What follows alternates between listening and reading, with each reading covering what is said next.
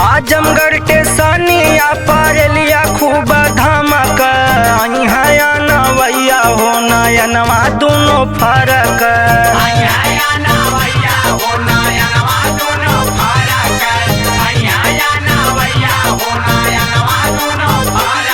नयनवा दोनों फरक नयनवा दोनों फरक यहाँ नवैया हो नयनवा दोनों फरक।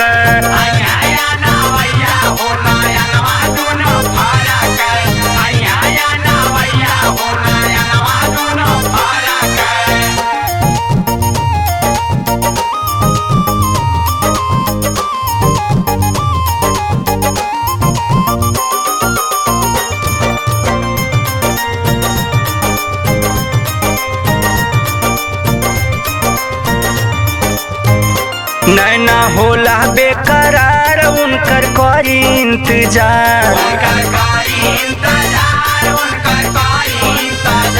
इहे इच्छा बा हमार मिली है करब खूब प्यार। नैना होला बेकरार उनकर करी इंतजार। इहे इच्छा बा हमार मिली है करब खूब प्यार। धक से जियरवा रोज रोज हम धड़क यहाँ नवैया हो नयनवा दोनों फरक।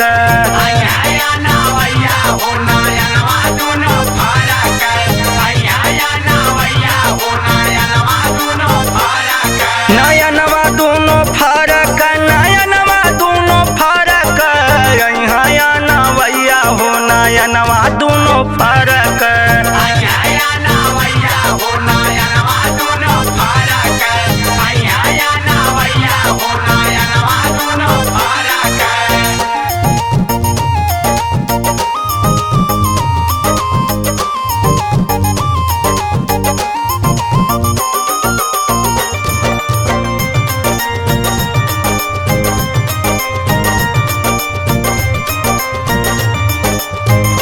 सुना सखिया हो खुशी आया पार मिलल बा। सुना सखिया हो खुशी आया पार मिलल बा।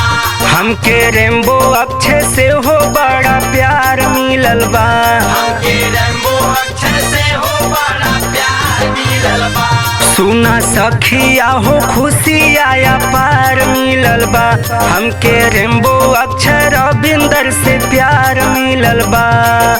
ओना कर सूरतिया रखल दिलावा में गढ़ी के यहाँ नवैया हो नयनवा दोनों फरक।